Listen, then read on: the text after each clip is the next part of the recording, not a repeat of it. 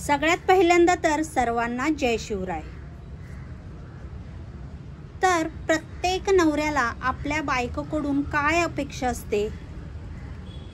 नवऱ्याच्या अपेक्षा कधीच मोठ्या नसतात, अगदी छोट्या छोट्या अपेक्षा असतात। आणि बायको एक वेळेस नवऱ्याकडून अपेक्षा करेल की मला साडी हवी आहे, सोनं हवं आहे, चांदी हवे आहे, मला हे पाहिजे, मला ते पाहिजे, पण नवरा बायकोकडे अजिबात कोणतीच अपेक्षा करत नाही। अगदी या छोट्या छोट्या त्याच्या अपेक्षा असतात आणि त्याच अपेक्षा नवऱ्याला आपल्या घरामध्ये आल्यानंतर मिळाल्या नाहीत तर मग मात्र या नात्याला तडा जाऊ शकतो। आपला नवरा आपल्यावरती नाराज होऊ शकतो आणि त्या अगदी छोट्या अपेक्षा आहेत। त्या कोणत्या अपेक्षा आहेत आपण पुढे व्हिडिओमध्ये पाहणारच आहोत। तर आपण आजच्या व्हिडिओमध्ये हे तर पाहणारच आहोत। तर तुम्ही तत्पूर्वी माझ्या चॅनलवरती नवीन असाल तर प्लीज चॅनलला लाईक, शेअर, सबस्क्राईब करायला विसरू नका। तर चला नमस्कार मंडळी, आजच्या व्हिडिओमध्ये आपण नवऱ्याला बायकोकडून कोणत्या अपेक्षा असतात हेच पाहणार आहोत। आणि नवरा बायकोचं नातं हे अत्यंत नाजूक नातं असतं।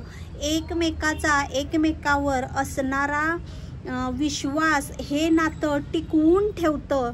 तर या नात्याला तडा न जाण्याकरिता अगदी छोट्या छोट्या अपेक्षा नवऱ्याच्या असतात।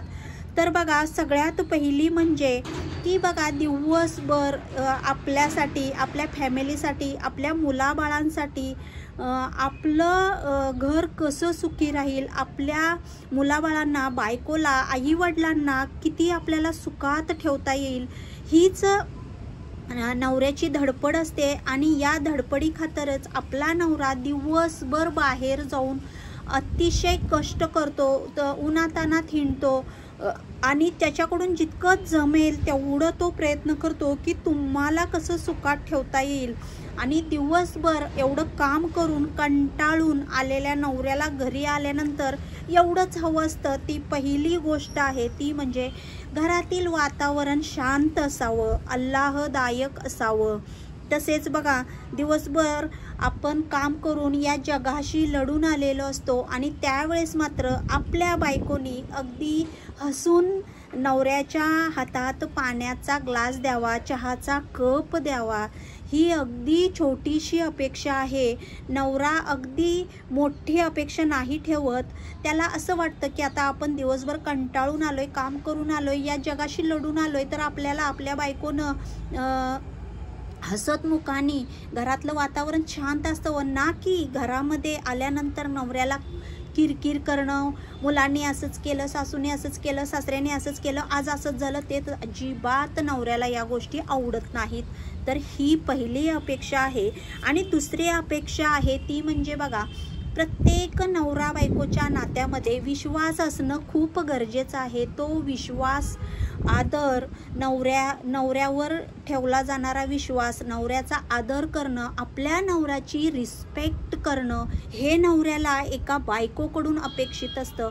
आणि हे प्रत्येक स्त्रियांनी केलं पाहिजे। आपला नवरा एवढा दिवसभर कष्ट करतोय, मरतोय, या जगाशी लढून येतोय आणि आपण त्याच्यासाठी अगदी छोट्या छोट्या गोष्टींची काळजी न घेणं म्हणजे अगदी मूर्खपणाचं लक्षण आहे। कारण तो आपल्यासाठीच करतोय हे सगळं, आपली फॅमिली सुखात राहावी म्हणून करतोय। तर आपल्या नवऱ्याचा आपण जर आदर नाही ठेवला तर ही दुनिया ठेवणार नाही।